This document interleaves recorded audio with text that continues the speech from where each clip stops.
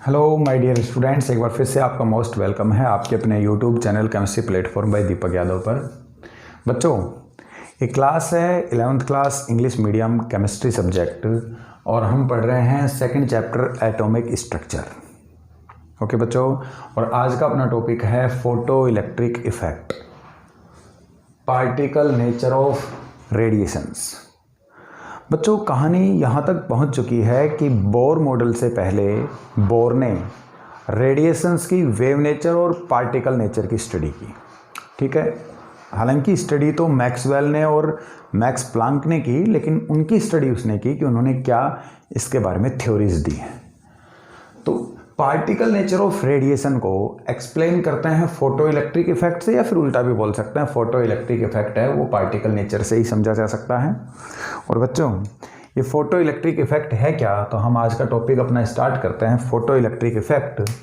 और इसके नाम से भी कुछ क्लियर होता है कि इसमें फोटो और इलेक्ट्रिक, ये कोई ऐसा इफेक्ट है जिसमें एक वर्ड आ रहा है फोटो और एक वर्ड आ रहा है इलेक्ट्रिक। ठीक है, इलेक्ट्रिक मतलब इलेक्ट्रिक करंट, और फोटो बच्चों यहाँ बना है फोटोन से। ठीक है, फोटो किससे बना है? फोटोन से। ठीक है, फोटो बना है फोटोन से। और फोटोन क्या है? लाइट के स्मॉल एनर्जी के पैकेट्स। याद आया? लाइट जब ट्रैवल करती है तो according to Planck quantum theory कि लाइट जब ट्रैवल करती है तो एनर्जी के छोटे छोटे पैकेट होते हैं जिनको हम क्या बोलते हैं बच्चों? फोटोन। ठीक है, तो फोटोन मतलब हम बोल सकते हैं कि ये लाइट एनर्जी है, और इस लाइट एनर्जी को फोटोन से बना है, और हमें इसको किस में कन्वर्ट करना है? इलेक्ट्रिकल एनर्जी में।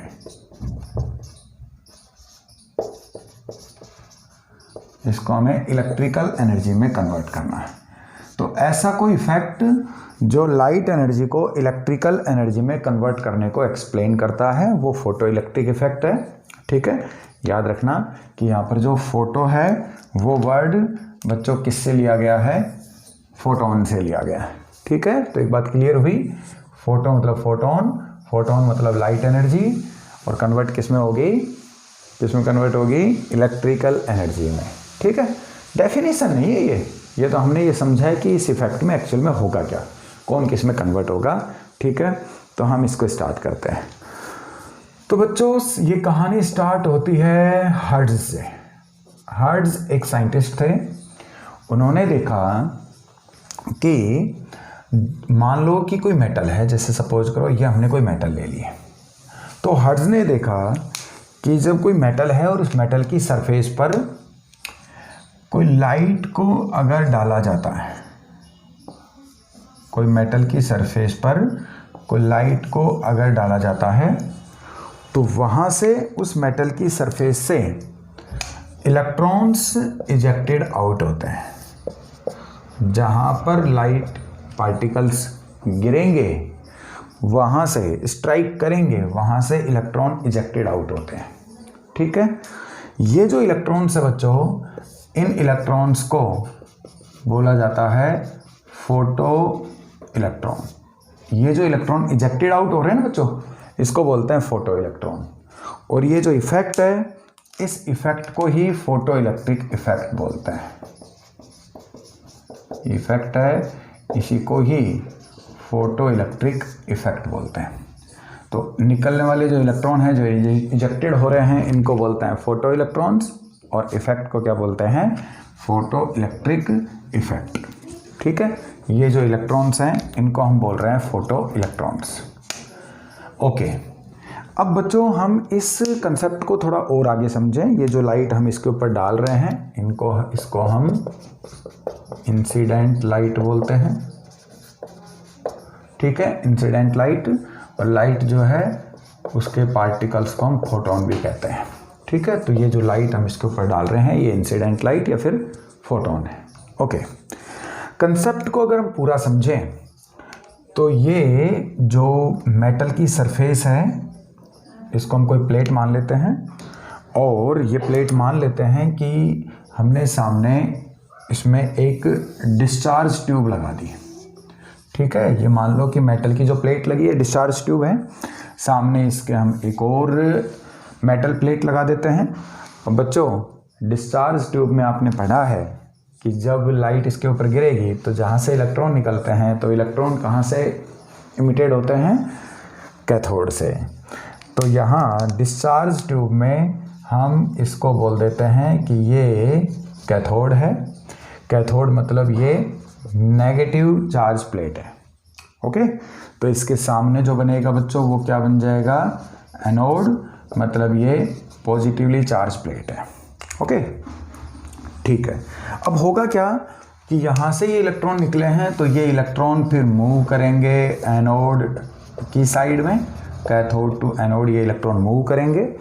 इलेक्ट्रॉन मूव करने लगेंगे तो अगर हम सर्किट को कंप्लीट कर दें, और सर्किट को कंप्लीट कर दें ऐसे कि यहाँ पर हमने कोई एमीटर यूज़ कर लिया है और यहाँ पर हमने कोई बैटरी को लगा दिया है, और ये हमने सर्किट को कंप्लीट कर दिया। तो आगे क्या होगा कि जब इलेक्ट्रॉन मूव करेंगे तो इलेक्ट्रॉन का ये जो मूवमेंट है ये और आगे जाएगा, और ये एनोड से फिर कैथोड की साइड में इलेक्ट्रॉन मूव करने लगेंगे। ठीक है, ओके। और ऐसा तुम फिजिक्स में पढ़ते हो कि जिधर इलेक्ट्रॉन जिस साइड मूव करते हैं उसके ऑपोजिट करंट का फ्लो होता है, तो यहाँ पर इधर करंट का फ्लो होने लगेगा। तो देखो पहले हमने लाइट पार्टिकल्स को इंसिडेंट किया यहाँ पर, लाइट एनर्जी, और उससे फिर फाइनली यहाँ करंट फ्लो होने लग गया, तो इलेक्ट्रिकल एनर्जी का फ्लो होने लग गया। तो बच्चों ये है फोटो इलेक्ट्रिक इफेक्ट। ओके, ठीक है। तो फोटो इलेक्ट्रिक इफेक्ट को अब हम डिफाइन कैसे करेंगे, ठीक है।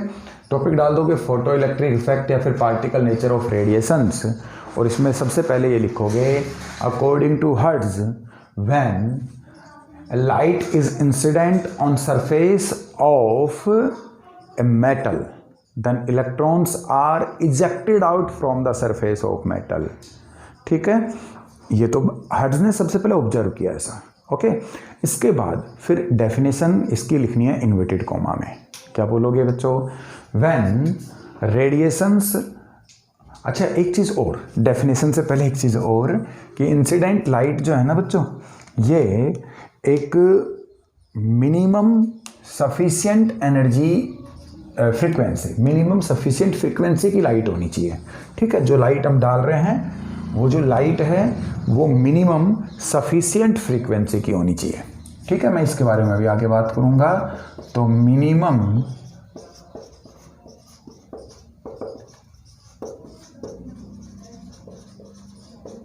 सफिशिएंट फ्रीक्वेंसी की अगर लाइट होगी तो ये फोटो इलेक्ट्रिक इफेक्ट होता है। ठीक है, इसके बारे में हम आगे बात करेंगे। तो यहाँ जब डेफिनेशन की बात करेंगे तो हम बोलेंगे when radiations of minimum sufficient frequency are strikes on the surface of metal. समझो यही तो हो रहा है, व्हेन ये रेडिएशन हो गई, ठीक है, radiation of minimum sufficient frequency, minimum और सफिशिएंट होनी चाहिए। मैं इसके बारे में, चलो मैं यहाँ पर एक स्टार लगा देता हूँ, मैं इसके बारे में भी आगे बात करूँगा ये क्या।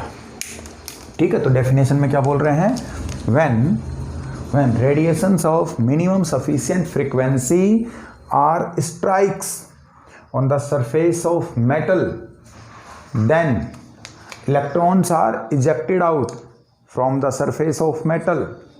This phenomenon is known as photoelectric effect and such electrons are known as photoelectrons. Okay, तो हर्ट्ज के बाद लिखने के बाद ये डेफिनेशन लिख दोगे, और डेफिनेशन लिखने के बाद बच्चों ये डायग्राम बना दोगे। ठीक है, बाकी सब यहाँ पर ये लिखने की ज़रूरत नहीं है, तो मैं समझा रहा था केवल तुम्हें, ये डायग्राम बना दोगे।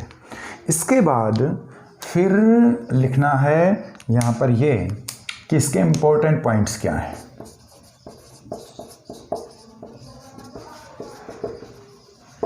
इम्पोर्टेंट पॉइंट्स इसके बच्चों क्या हैं। सबसे पहले देखो बच्चों, हम ये बोल रहे हैं यहाँ पर कि ये लाइट इसके ऊपर स्ट्राइक करती है तो वहाँ से इलेक्ट्रॉन निकलते हैं। तो ऐसा नहीं है कि हर कोई मेटल यहाँ से इलेक्ट्रॉन इजेक्टेड आउट करने लगे। ठीक है, ऐसा नहीं है कि कहीं किसी मेटल पर कोई लाइट पार्टिकल्स गिरे, वहाँ से इलेक्ट्रॉन निकलने लगे फिर करंट फ्लो होने लगे, ऐसा नहीं है। जैसे इस रूम में सपोज करो कि यहाँ पर एलईडी लगी है और वहाँ से लाइट पार्टिकल्स फोटोन पार्टिकल्स वहाँ से निकल रहे हैं, फोटोन वहाँ से इमिटेड हो रहे हैं। अब इस रूम में हो सकता है कोई मेटल की प्लेट, कोई बॉक्स रखा हो मेटल का, ठीक है।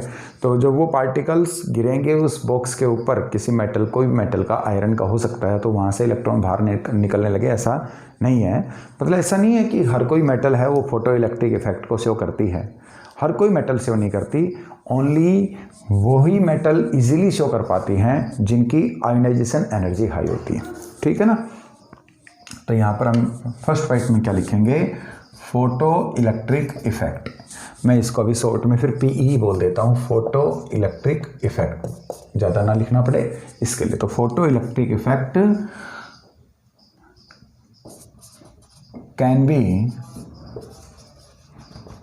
Easily shown by such metals which ionization energy is low। Photo electric effect easily कौन सी मेटल शो करती हैं, इजीली कौन सी मेटल शो करती हैं, बहुत आराम से शो कर सके, वो कौन है, जिनकी आयोनाइजेशन एनर्जी क्या होती है बच्चों, लो होती है, ठीक है। अब आयोनाइजेशन एनर्जी को हम पढ़ चुके हैं। आयोनाइजेशन एनर्जी क्या है कि जैसे सपोज करो ये कोई एटम है और इस एटम के यहाँ पर वैलेंस सेल का ये इलेक्ट्रॉन हमें बाहर करना है, तो उसके लिए हमें ज़बरदस्ती करनी पड़ती है, ज़बरदस्ती उस इलेक्ट्रॉन को बाहर करना पड़ता है। क्यों?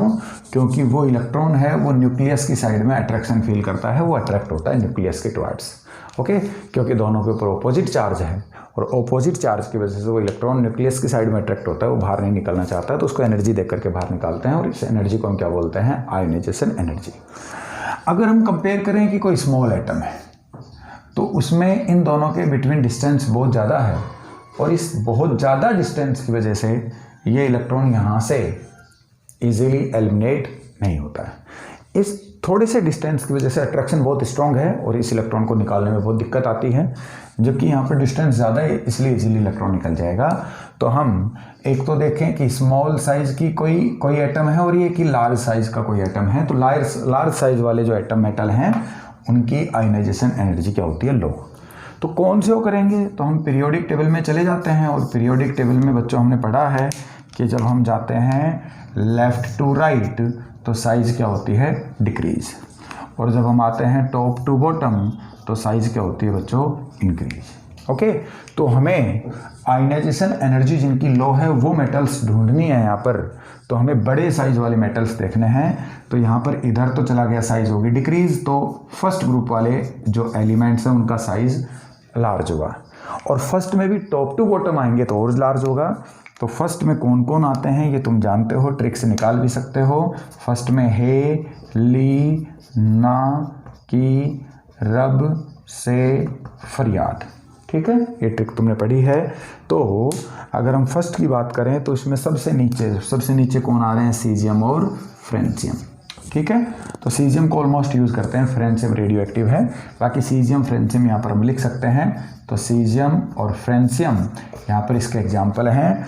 तो इजीली कौन शो करेगा, इजीली वो शो करेगा जिसकी आयोनाइजेशन एनर्जी क्या है बच्चों, लो होती है, ठीक है। जो लो आयोनाइजेशन एनर्जी रखता है वो इजीली शो करता है, क्योंकि वो इजीली इलेक्ट्रॉन इजेक्टेड कर सकता है, इमिटेड कर सकता है, एलिमिनेट कर सकता है, ठीक है।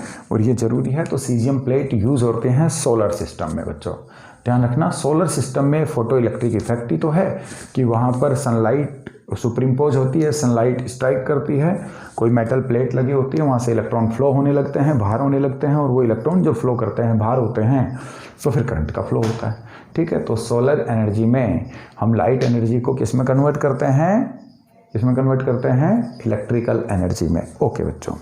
तो पहली बात तो ये होगी कि जो मेटल है ये ऐसा नहीं है कि हर कोई मेटल इलेक्ट्रॉन बाहर करने लगे, केवल वही जिनकी आयोनाइजेशन एनर्जी लो होती है। हर कोई मेटल ऐसा नहीं है कि लाइट पार्टिकल गिरे तो फोटो इलेक्ट्रिक इफेक्ट शो करती है। इसके बाद सेकंड पॉइंट की बात करते हैं बच्चों। स्टार लगाया हुआ भी है कि मिनिमम सफिशिएंट एनर्जी होती है, ठीक है। इसके लिए मिनिमम सफिशिएंट एनर्जी होनी भी चाहिए। इसको कैसे समझोगे, जैसे सपोज करो कि कोई एग्ज़ाम है, ठीक है, और वो 100 मार्क्स का कोई एग्ज़ाम है, तो 100 मार्क्स के उस एग्ज़ाम में मिनिमम मार्क्स सपोज करो 33 हैं, ठीक है। तो मिनिमम मार्क्स फिक्स कर दिया 33, मतलब 33 अगर कोई लाता है एग्ज़ाम में या उससे ऊपर लाता है तो वो पास होगा, जबकि 33 से चला जाएगा तो वो फेल हो जाएगा, ठीक है। तो 33 एक मिनिमम क्राइटेरिया फिक्स कर दिया, सफिशिएंट है कि 33 लाए तो आप पास हो जाओगे, ठीक है। 100 लाओगे तो एक अलग बात है, 33 लाओगे तो क्राइटेरिया फिक्स कर दिया कि इससे कम नहीं लाने हैं आपको, ठीक है। तो ये इस तरीके से मिनिमम सफिशिएंट एनर्जी से अगर लो होगी तो फिर फोटो इलेक्ट्रिक इफेक्ट से नहीं होता है। मिनिमम सफिशिएंट एनर्जी से हाई एनर्जी होनी चाहिए, sorry minimum sufficient frequency, energy बोल रहा हूँ मैं बार बार, मिनिमम सफिशिएंट फ्रीक्वेंसी जो है वो यहाँ पर होनी चाहिए। उससे अगर लो हुई तो ये शो नहीं होगा, उससे हाई होगी तो शो होगा। और वो जो मिनिमम सफिशिएंट एनर्जी है उसको थ्रेशोल्ड एनर्जी बोलते हैं बच्चों, ठीक है। तो यहाँ पर हम बोलते हैं below minimum sufficient frequency photo electric effect is not sound. इससे नीचे फोटो इलेक्ट्रिक इफेक्ट नहीं दिखता है हमें, ठीक है। और ये जो है minimum sufficient energy, minimum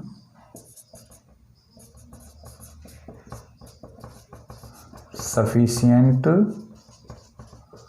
frequency, this minimum sufficient frequency is known as threshold frequency.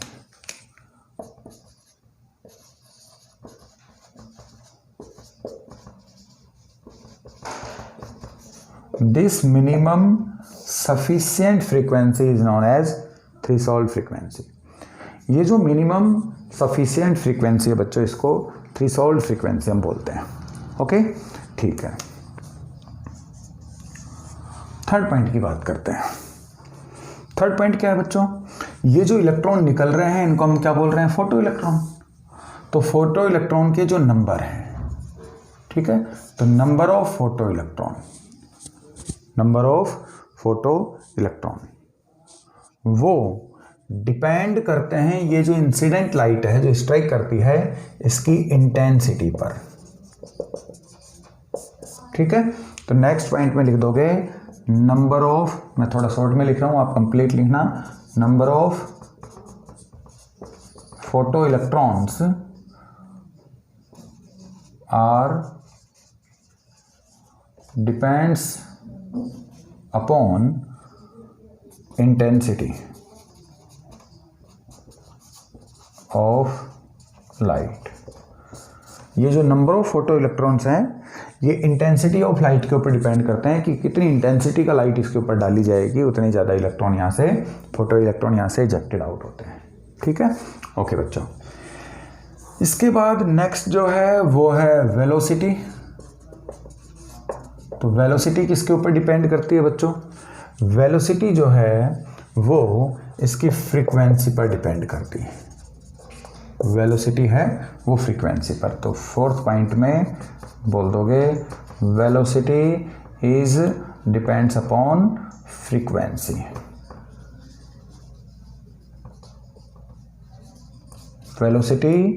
Velocity of photo electrons, मैं बोल के बता देता हूँ, आप ऐसे ही लिख लेना, velocity of photo electrons, velocity of photo electrons is depends upon frequency of light, ठीक है, कि कितनी फ्रीक्वेंसी की लाइट यहाँ पर इसके ऊपर तुम स्ट्राइक करवाते हो, जो इंसिडेंट लाइट है कितनी फ्रीक्वेंसी की है, तो इससे उसकी वेलोसिटी डिसाइड होती है। तो बच्चों ये है फोटो इलेक्ट्रिक इफेक्ट, ठीक है। तो सबसे पहले तुम्हें हर्ट्ज के अकॉर्डिंग बताया वो लिखना है, फिर डायग्राम बना देना है, डायग्राम बना करके इसके इंपॉर्टेंट पॉइंट्स लिख दोगे। मिलते हैं फिर कोई नेक्स्ट क्लास में कोई नई टॉपिक के साथ में।